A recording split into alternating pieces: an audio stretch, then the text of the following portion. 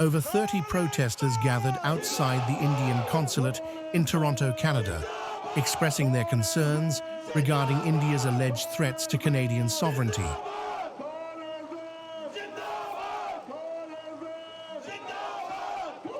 Kuljit Singh, a spokesperson for Sikhs for Justice, called for the closure of Indian consulates in Canada, stating, "We believe India remains a threat to Canada's sovereignty, Canada's freedom of speech, and Canada's freedom of expression."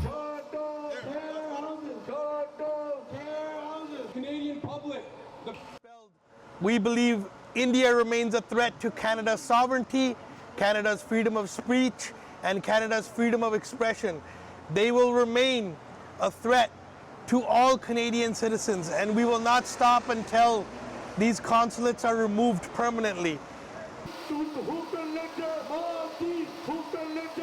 The protests follow heightened tensions between Canada and India, sparked by Prime Minister Justin Trudeau's accusations that India was involved in the murder of Hardeep Singh Nijjar, a Sikh separatist leader who was shot in Surrey, British Columbia on June 18, 2023.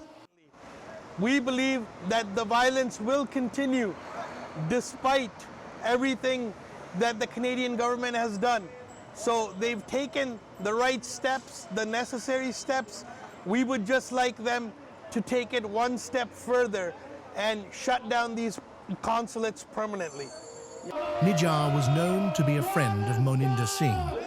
In response to the allegations, India's government has denied any involvement in Nijjar's killing and accused Canada of providing a safe haven for Sikh separatists.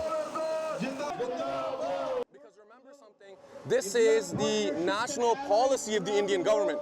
They do not believe in political dissent. They have always quashed, since 1984 and since before 1984, before the genocide with the Sikhs, they have always quashed any sort of peaceful political dissent with violence. And so they choose to do the same here. So that's why we're saying shut these terror centers down, because if any terrorist exists in Canada, we would want them gone, right?